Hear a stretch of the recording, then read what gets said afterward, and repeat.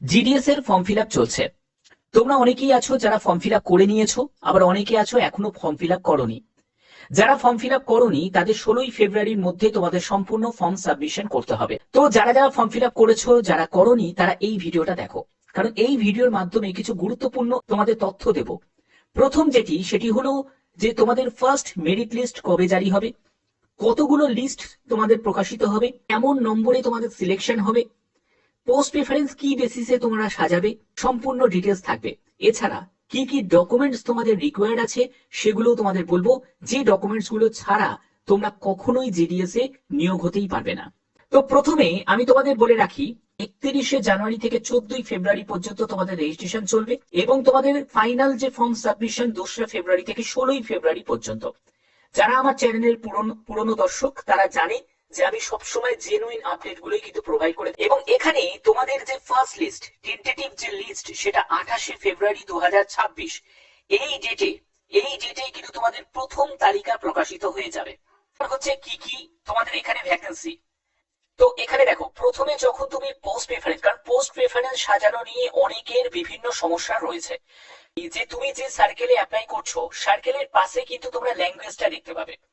এবার এখানে যেটা কন্ডিশন হিসেবে বলা রয়েছে, যে সার্কেলে তুমি অ্যাপ্লাই করছো সেই সার্কেলের যে ভাষা, সেই ভাষা তোমাদের 10 স্ট্যান্ডার্ডে তোমার থাকতে হবে।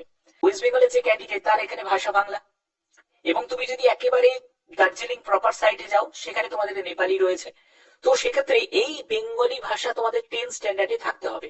তাহলে অপশন হিসাবে তোমরা যারা বেঙ্গলি ভাষী তারা অপশনে তোমরা ওয়েস্ট বেঙ্গল সার্কেলটা পাচ্ছ, আর আসামের কাচার ডিভিশন এই সার্কেলটা তোমরা পাচ্ছ। ঠিক আছে, তাহলে সেক্ষেত্রে তোমরা বাইরের এখানেও অ্যাপ্লাই করতে পারো, তোমরা ওয়েস্ট বেঙ্গলে তো অ্যাপ্লাই করতেই পারবে। ব্যাপারটা বোঝা গেল? তো এইটা কিন্তু তোমাদের অবশ্যই একটা গুরুত্বপূর্ণ ফ্যাক্টর, এটা কিন্তু মাথায় রাখতে হবে। এখানে তোমাদের যে যে সার্টিফিকেট গুলো লাগবে, কখন লাগবে? ডকুমেন্ট ভেরিফিকেশনের সময়। এবার যেহেতু ডিভির জন্য বেশি সময় তোমরা পাবে না, কারণ তোমাদের 28শে ফেব্রুয়ারি যদি তোমাদের ফার্স্ট লিস্ট জারি হয়ে যায়, তাহলে সেক্ষেত্রে তোমাদের যে সেন্ট্রাল ফরম্যাট গুলো সেগুলো তোমাদের রেডি করতে হবে। এবার এই সেন্ট্রাল ফরম্যাট গুলো উইথিন 15 ডেজ, মানে তোমাকে 15 দিন কনসিডার করা হবে। যেদিন ডিবির ডেট তার থেকে তোমাকে 15 দিন সময় দেওয়া হবে, তার মধ্যে সম্পূর্ণ তোমাকে অরিজিনাল ডকুমেন্টস গুলোকে রেডি রাখতে হবে। যদি তুমি তাদের কাছে সাবমিট না করতে পারো, মানে তাদের কাছে না দেখাতে পারো, তোমাকে অরিজিনাল ডকুমেন্টস এবং সঙ্গে তোমাকে জেরক্স কপি সেলফ অ্যাটেস্টেড করে তোমাকে নিয়ে যেতে হবে। যদি এগুলো কিছুই না করতে পারো তাহলে তোমাদের ক্যান্ডিডেচার ক্যান্সেল করে দেওয়া হবে। ঠিক আছে, 15 দিন পরে আর কিন্তু কনসিডার করা হবে না। এবার তোমাদের সেন্ট্রাল ফরম্যাট গুলো কোথায় আছে, সেটা অ্যানেক্সার 5 এ আছে। তোমরা যদি রেলওয়েতে অ্যাপ্লাই করে থাকো তাহলে তোমরা জানো যে সেন্ট্রাল ফরম্যাট একই হয়। সেন্ট্রাল ফরম্যাট তো আলাদা হবে না, রেলের জন্য জিডিএস এর জন্য আলাদা ভাবে এরকম কিছুই হবে না। তাহলে আপডেট যদি করানো থাকে তাহলে সব ঠিক আছে, কোনো অসুবিধা তোমাদের হবে না। এবার তোমাদের এখানে বলে রাখি, কিছু গ্রেড পয়েন্ট নিয়ে তোমাদের মানে অসুবিধা হচ্ছে, যেটা সিজিপি। এটা কি দেখো, সিজিপি এর ক্ষেত্রে অনেকে দেখবে মার্কসের ক্ষেত্রে এরকম সিজিপিএ অর্থাৎ হচ্ছে কামুলেটিভ গ্রেড পয়েন্টে তাদের থাকে, অ্যাভারেজ থাকে। তো সেই জায়গাটাই কিন্তু এখানে বলা হয়েছে, যদি থাকে তাহলে সেটাই দেবে, আর যদি না থাকে তাহলে এটার কোনো প্রয়োজন নেই। এবার চলে আসছে কি কি ডকুমেন্টস রিকোয়ার্ড থাকবে। দেখো কি কি ডকুমেন্টস তোমাদের প্রয়োজন এবং সেটা তোমাদের কোথায় নিয়ে যেতে হবে, সেগুলো তুমি যে ডিভিশনে অ্যাপ্লাই করছো সেই পোস্টাল ডিভিশনেই কিন্তু তোমাকে এই ডকুমেন্টস গুলো তোমাকে নিয়ে যেতে হবে। যেটা লাগবে সেটা হলো 10th এর মার্কশিট লাগবে অরিজিনাল, এগুলো কিন্তু সবই অরিজিনাল লাগবে, এবং 2 কপি তোমাদের জেরক্স কপিও লাগবে সঙ্গে। আইডেন্টি প্রুফের জন্য আধার কার্ড কিন্তু লাগতে পারে। ঠিক আছে, বা ভোটার কার্ড হতে পারে, বা যা যা মানে তোমাদের আইডি প্রুফ আছে সবই নিয়ে যাবে সঙ্গে। কাস্ট সার্টিফিকেট অবশ্যই তোমাদের সেন্ট্রাল ফরম্যাটের কাস্ট সার্টিফিকেট, এটা কিন্তু লাগবে। আর ওবিসি থেকে তাদের এনসিএল লাগবে। পিডব্লিউবিডি যারা আছো তাদের সেই সার্টিফিকেট, ইডব্লিউএস এর সেটাও কিন্তু তোমাদের সার্টিফিকেট লাগবে সেন্ট্রাল ফরম্যাটের। যারা ট্রান্সজেন্ডার সার্টিফিকেট তোমাদের লাগবে। ডেট অফ বার্থের প্রুফ হিসাবে তোমাদের ডেট অফ বার্থের ডিওবি সার্টিফিকেট, অথবা তোমাদের 10th এর অ্যাডমিট কার্ড বা 10th এর সার্টিফিকেট হলেও কিন্তু হয়ে যাবে। এরপরে যেটা লাগবে সেটা হলো মেডিকেল সার্টিফিকেট, এটাও কিন্তু কম্পালসারি রয়েছে। কোনো হসপিটাল থেকে বা গভর্নমেন্ট ডিসপেন্সারিজ থেকে বা গভর্নমেন্ট প্রাইমারি হেলথ সেন্টার থেকে তোমরা মেডিকেল সার্টিফিকেটটা তোমরা ইস্যু করিয়ে নেবে, সেটাও কিন্তু প্রয়োজন আছে। তো এগুলো কিন্তু তোমাদের লাগবে, আর এটা কিন্তু যারা অরুণাচল প্রদেশ, সিকিম এবং গোয়া তাদের জন্য, এটা তোমাদের জন্য নয়। তো এইগুলো কিন্তু অবশ্যই তোমাদের লাগবে। ঠিক আছে, অবশ্যই তোমরা এগুলো রেডি করে রাখবে, এগুলো তোমাদের জানিয়ে দিলাম। এবং তোমাদের এবার বলে রাখি যে তোমাদের মোট কতগুলো লিস্ট প্রকাশিত হবে। আমি আগে সিলেকশনের জায়গাটা চলে যাই। দেখো সিলেকশন যেহেতু তোমাদের 10th এর নাম্বারের ভিত্তিতেই সিলেকশন, তো সেক্ষেত্রে তোমাদের এগুলোর জন্য তো বেশি সময় লাগে না।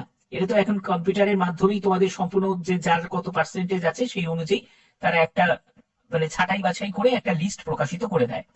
এই লিস্ট প্রকাশিত করতে জাস্ট তোমাদের জুন মাসের মধ্যে মানে 30শে জুনের মধ্যেই তোমাদের যা লিস্ট প্রকাশিত হওয়ার হয়ে যাবে 30শে জুনের মধ্যে। এবার কতগুলো লিস্ট প্রকাশিত হবে, যেমন প্রথমে ফার্স্ট লিস্ট প্রকাশিত হবে, তারপরে তোমাদের সেকেন্ড লিস্ট প্রকাশিত হবে, তারপরে তোমাদের থার্ড লিস্ট প্রকাশিত হবে, ফোর্থ লিস্ট প্রকাশিত হবে, ফিফথ লিস্ট প্রকাশিত হবে এবং সিক্স লিস্ট প্রকাশিত হবে।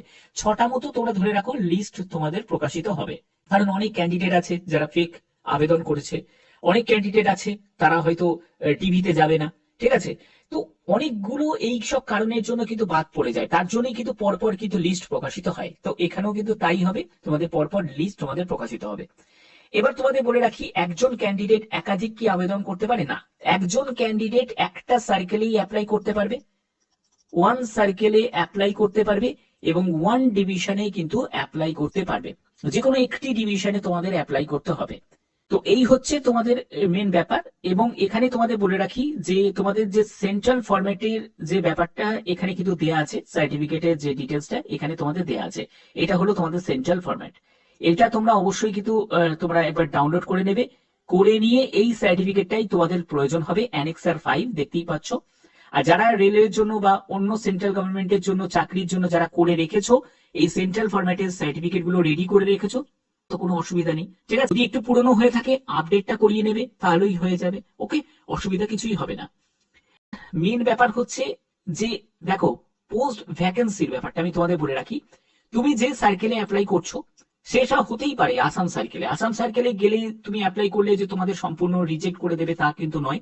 তোমার যদি যথারীতি যদি নাম্বার থাকে তাহলে আসাম সার্কেলেও তোমার সিলেকশন হতে পারে। এবং আসাম সার্কেলে তুমি যখন ধরো অ্যাপ্লাই করছো সেখানে তুমি তোমার বিও গুলো দেখে নিলে এবং সেই বিও অনুযায়ী তুমি পোস্ট প্রেফারেন্স গুলোকে সাজালে এবং এবিপিএম কে আগে রাখবে না বিপিএম কে আগে রাখবে। যাদের নাম্বারটা খুব ভালো আছে তারাই কিন্তু বিপিএম পোস্ট গুলোকে আগে রাখো, তারপরে এবিপিএম পোস্ট গুলোকে সাজাও।